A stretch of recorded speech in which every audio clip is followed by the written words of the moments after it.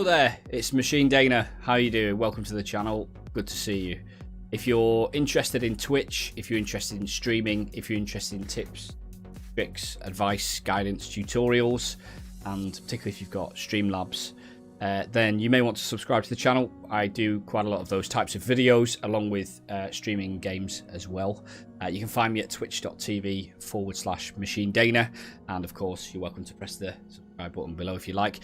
If you do find the video useful, at least please just give it a little thumbs up, because it helps the discoverability of the video and other people then can find it useful. Also, it also does help me out as well. This video is quite an unusual video, really. So I've been streaming for around about 2 months, and I've consumed a significant amount of content on YouTube about streaming, to the extent where I felt I've needed to start to put out more content about it myself, because I don't really agree with big portions of the advice that's given out there. Now, of course, with these things, a lot of it is very objective. There's a lot of factual advice you can get out there. Of course, with these things, you know, there's never any sort of right or wrong answer. A lot of the content that's out there at the moment for advice to especially newly starting streamers, is just rubbish. It's just not very good advice. There's a lot of people that are saying the same things. It's, you know, they're regurgitating the same sort of buzzwords, and I just don't know whether the advice extends to the specificity that it needs to. Specificity? Is that a word? Is it specific enough? It's not specific enough. This is kind of partially a guidance video, an advice video, but it's also partially a debunking video a little bit as well, because there are some bits of advice out there that just don't marry up to reality. When you're starting out as a Twitch streamer, and again, you know, I'm not like a super expert. I've still only been streaming for 2 months, but in the 2 months that I have been streaming, I've seen a pretty good degree of success in that period. I've got pretty high percentage viewership in relation to my followship, and I continue to get really good compliments on my stream as well. So, and some of those compliments that I've got, direct compliments from complete randomers, have directly gone against the grain of some of the advice that is out there on YouTube. So, and there's a lot of people that are very quick to kind of give the advice.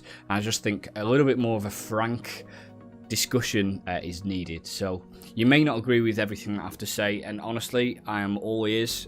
There are ears under this headset, so I'm all ears. Feel free to drop comments if you don't agree with anything that I'm saying. And also, you know, offer your own constructive advice as well.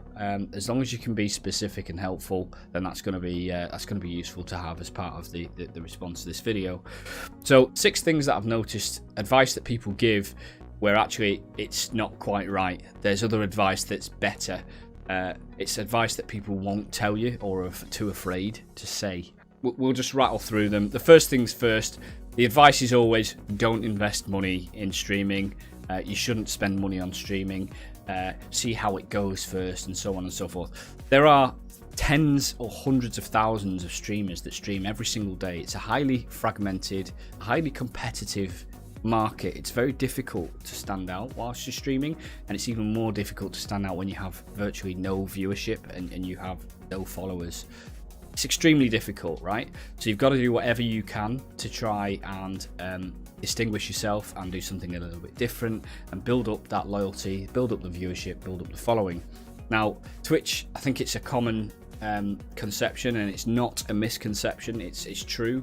Twitch for discoverability is not particularly great, but I think they're getting better with it. I get the feeling they're doing a lot of different things to make that better, which I'll go through on a different video. You're still left in a position where actually, if you're running a really poor quality stream, and we're talking about the fundamental things here, we're talking about, is your audio good? Is your visuals, are they good? You know, can people hear you? Can they see the gameplay properly? Are you getting frame drops? A lot of things like that are actually controllable things that you can actually put right before they're even wrong. You don't want someone turning up to your stream and simply walking away because even on a base level the quality isn't there. They've not even had time to look at you as the broadcaster, as the entertainer at this point, and they may not even be interested in the gameplay at that point. They may just be turned off your stream by things that are in your control that you should be able to put right. So when people say don't invest money, now Don't get me wrong, I can completely appreciate that not everybody can throw loads of money at the stream, and I'm not advocating spending loads and loads of money on streaming. I'm really not. But you can spend wisely, and there are a few little bits that you can do, like for instance getting a good microphone, or for instance, you know, downscaling some of your stream attributes to fit the hardware that you've already got, or spending £20 or $20 on Fiverr to get a logo made for you. These things like that. You don't have to spend significant amounts of money, but investing some money is going to help your stream. And honestly, in streaming, 1%, 0.5%, 2%, these little small increments are the things that just get you one step ahead of other people. And it is highly competitive, so you're essentially in a competition with other broadcasters for the traffic, the viewership traffic. Where people say don't invest money and don't invest, you know, in the stream, I think that's absolute rubbish. I really do. If you can invest in the stream, then you should invest in the stream if you want to take it seriously. Now, this is very different if you're not so bothered about taking it seriously. It's a very casual thing. It's more of a hobby for you and you don't really care about the growth. That's completely different. If you're like that, then absolutely don't invest at all in the stream, only what you care to invest. That's fine. But if you're taking it seriously and you do want to grow and you want to build up a viewership and you want to take things to the next level, you will probably have to invest money. Now, I will just caveat this as well, and I've already mentioned that you don't need to spend insane amounts of money, but you need to bear in mind that whatever you invest, there's a pretty high chance you'll be able to recoup some of that money if the streaming doesn't work out for you. For example, if you spend £100 on a semi-good microphone, this is a HyperX Quadcast microphone I've got here, it was like £100. I've never spent £100 on a microphone before, and there's still microphones out there that are much better than this. Well, this was better than the headset microphone, which is now disabled, and the sound quality is significantly better as a result of it. I can sell this microphone for £50, £60, £70 on eBay if streaming doesn't work out for me. So there's still some residual asset value in the stuff that you buy.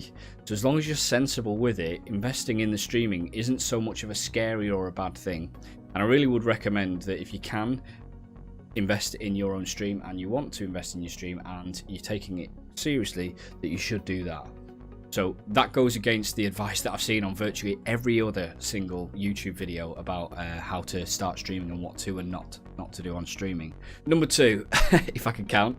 Number 2, don't have a schedule. You don't need to have a schedule. Everyone says make sure you've got a schedule. It helps a lot. People need to know when you're online and so on and so forth. I would say here it's more important that you give your viewers a rough idea on when you're likely to be online. You don't need to give them a square time. Not a single one of your viewers in the short term or the long term, right? If you're a small Twitch streamer or Mixer, or well, Mixer's shut down, bad example. If you're a YouTube streamer or whatever, nobody is waiting around ready to just jump on your stream as soon as you're streaming. It's just not how it works.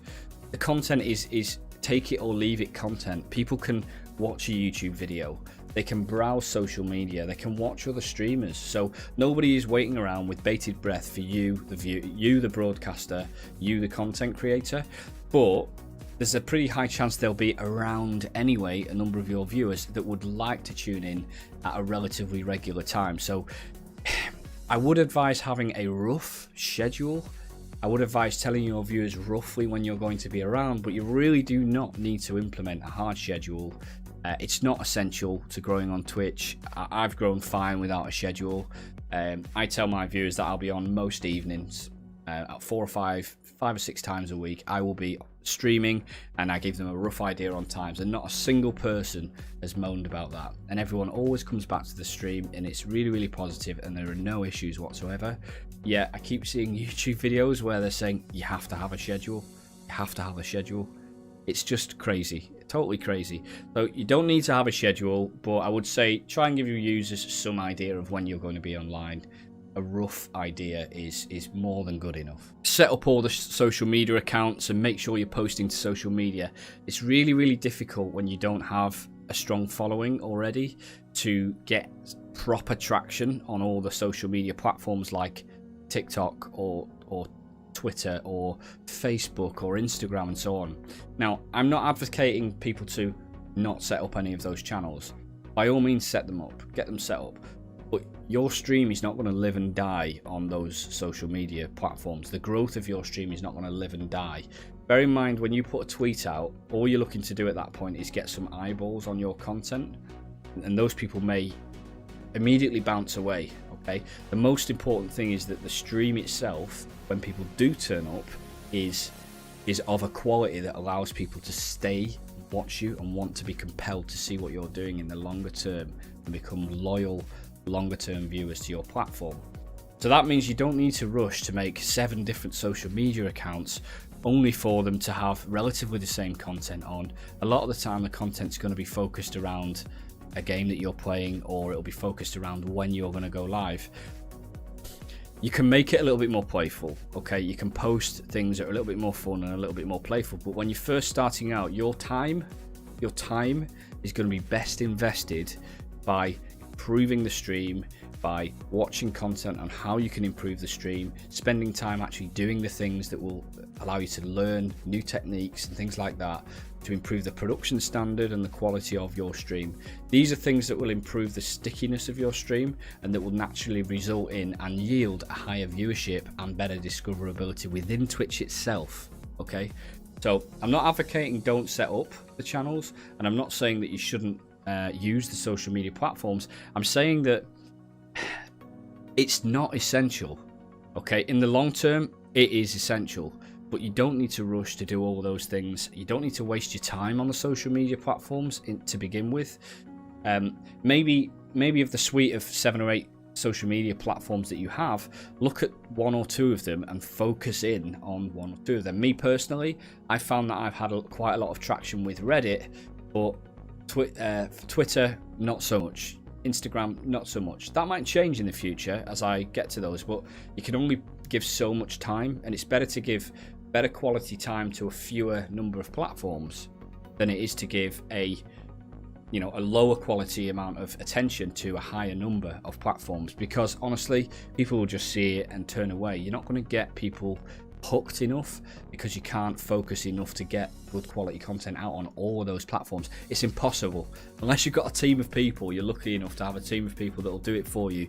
You're not going to be able to put out the quality content on those social media platforms. So set them up by all means, use them a little bit, but focus your time not on those. Focus your time mainly on the content, on the stream, perhaps on 1 or 2 of those social media platforms. For me, Reddit works pretty well. I do a little bit on YouTube, but it's mainly the streaming that I'm focused on getting right, because I know that once that's right, I can do those things down the line. Don't restream. I've seen a lot. In fairness, the advice is pretty split on this. Restreaming, similar to the social media, there are certain nuances that you get in YouTube to Facebook Gaming to Mixer before it was shut down, to Twitch and all the others. There are nuances to the platform that means that certain things you do for that particular streaming platform will be more effective than on the next platform. And if you're just putting out like a sort of a boilerplate stream to lots of platforms, the likelihood is that the discoverability is going to be higher. So you're probably going to get in front of more people, but the likelihood is on each respective platform, the standard of what you're doing will be comparably low to other people on the platform, or at least to yourself if you were to do it on that platform only. So it's better to do a really, really good job on one platform, because, for instance, let's take Twitch for example. Twitch is quite renowned for its culture. It's quite renowned for its kind of memes and inside jokes. And obviously Twitch is the market leader. I think it's got like 65 or 67% of the market at the moment. That might have gone up since Mixer disappeared. So it'll be interesting to see the stats for Q2 in 2020.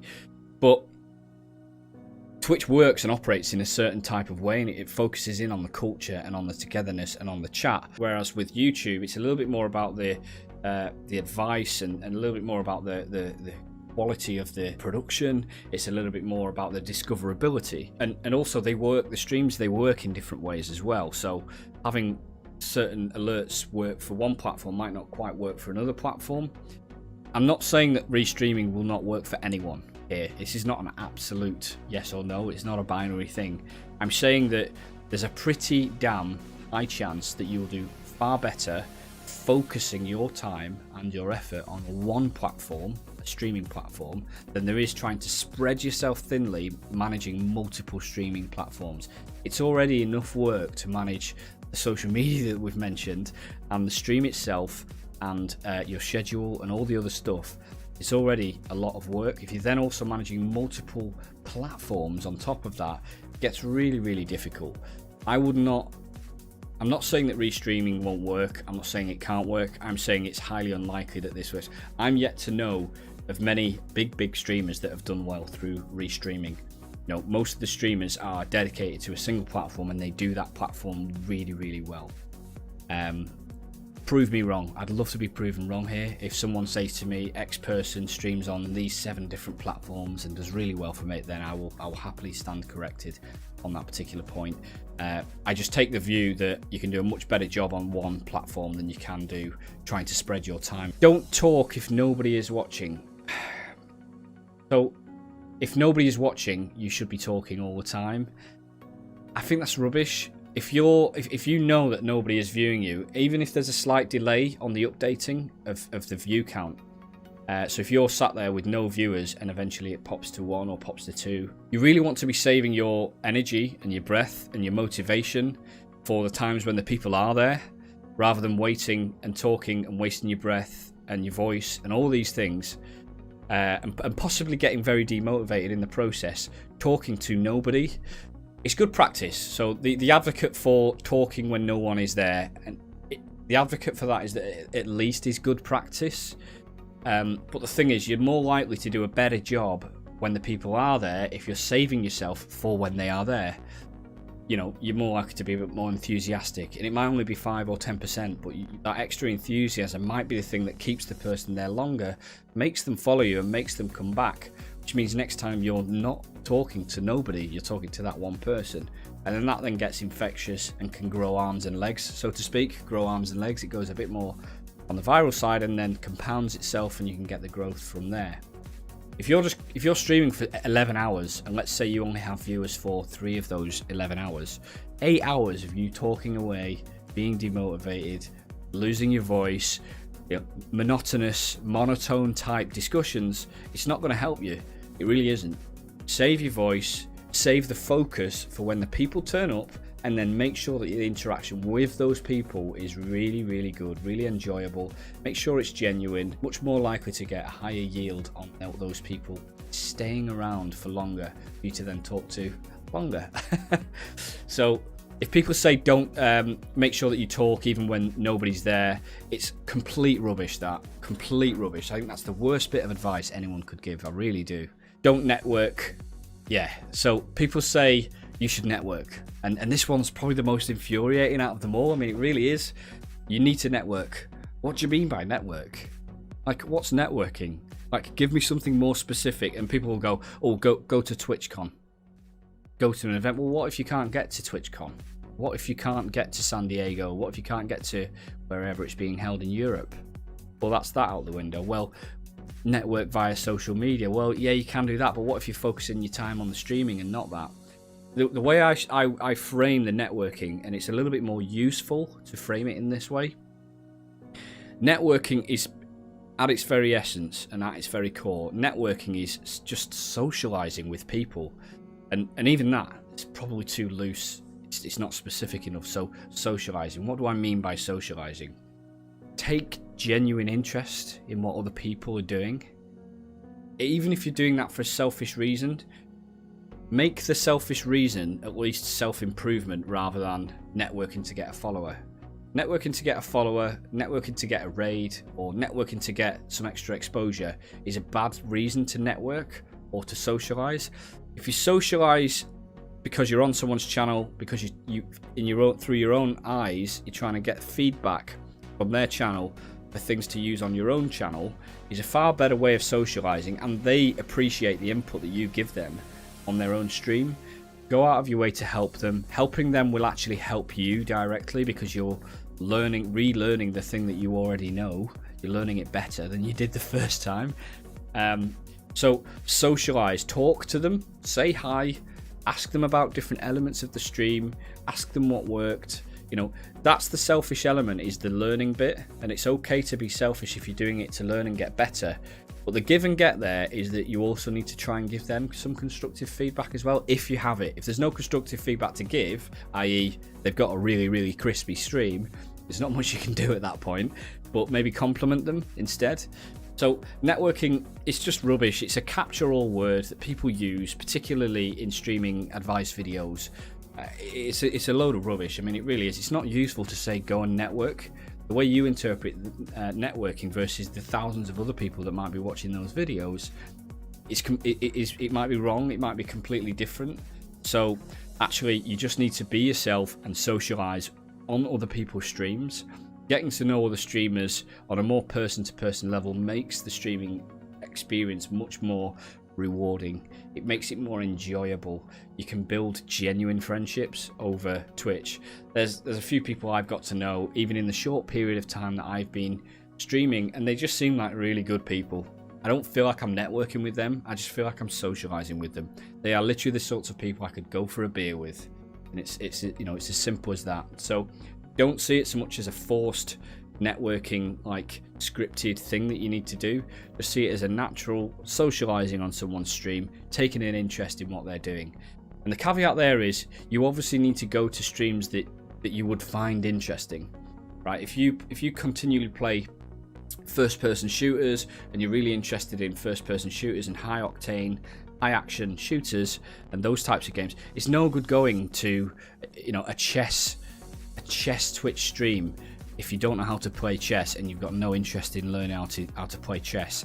No matter how good that person's stream is, you are not going to be taking interest in their streaming, and that so-called networking, or rather the socializing, it'll be forced. It won't be something that you'll be able to really take a lot of value from or add value to their stream.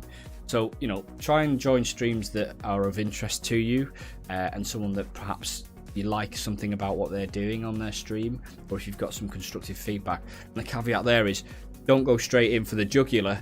Don't go straight in and say, here's the list of things I'd improve about your stream. I mean, you've really got to give and take some compliments and some constructive feedback, and then ask them to come into yours and give you some constructive feedback.